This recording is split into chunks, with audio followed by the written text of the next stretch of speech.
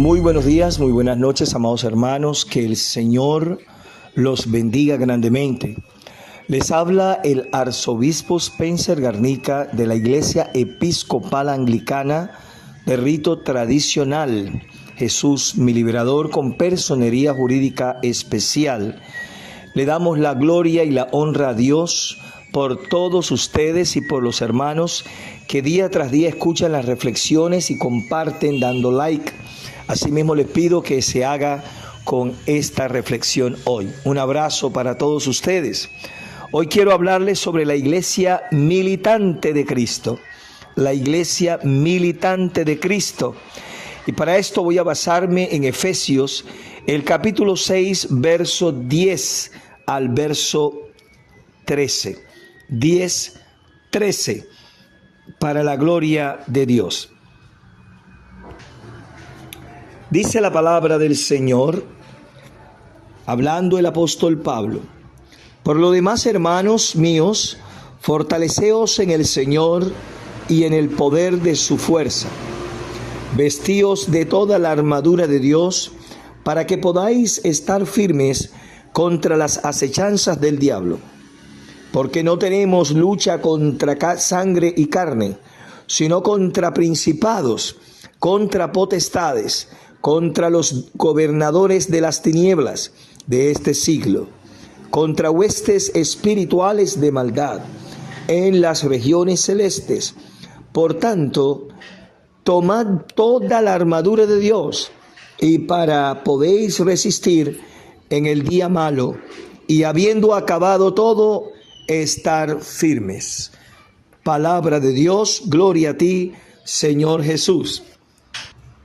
Ahora, amados hermanos, la Biblia describe a la iglesia como un ejército de soldados, con un general enfrentando batallas a diario. El general es nuestro Dios. Los soldados, la iglesia, el campo de batalla es el mundo, Satanás y la carne.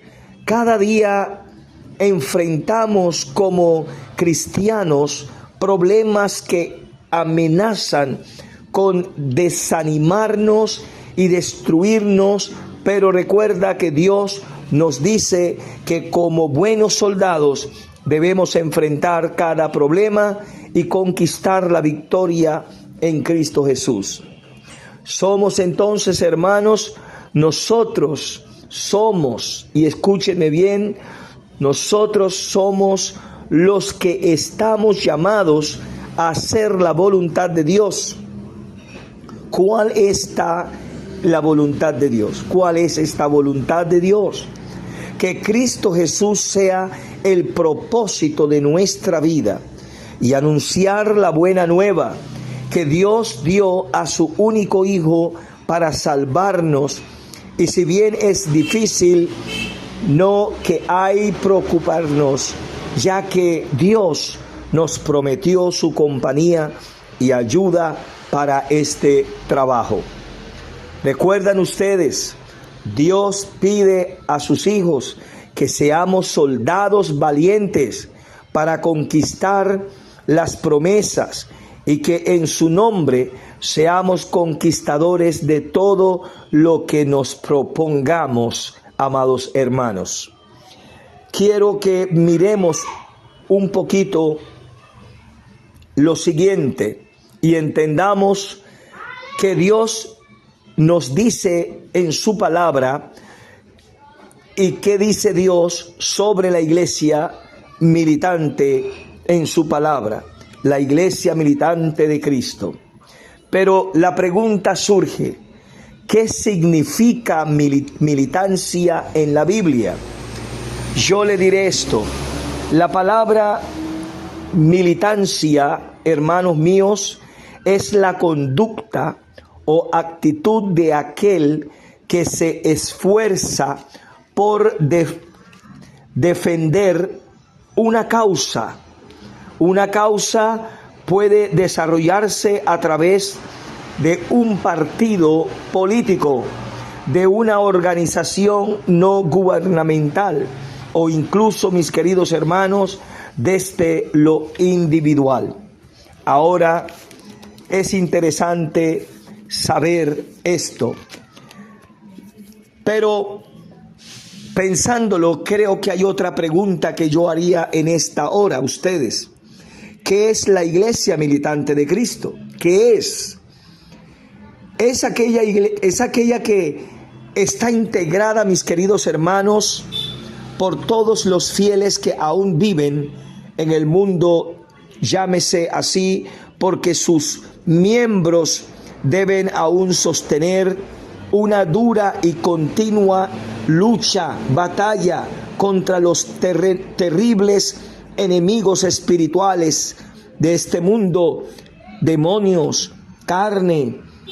Los miembros de la iglesia militante, hermanos, es decir, los cristianos de la tierra, se dedican a guerra espiritual contra el pecado.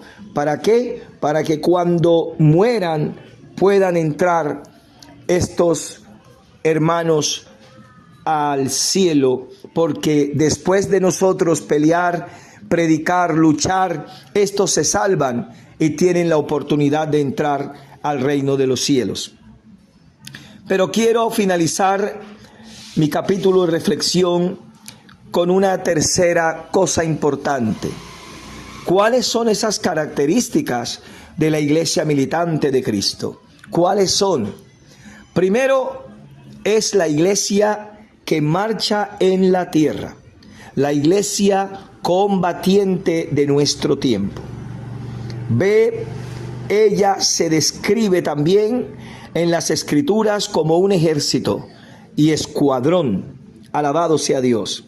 Cuando miremos el libro de Cantar, de los Cantares, en el capítulo 6, el verso 4 al verso 10, dice: hermosa eres tú, oh amiga mía, como Tirsa de desear, como Jerusalén imponente, como ejércitos en orden. ¿Quién es esta que se muestra como el alba, hermosa como la luna, esclarecida como el sol, imponente como el ejército en orden? Ahí es declarándose Cantar de los Cantares algo sobre usted y yo, la iglesia.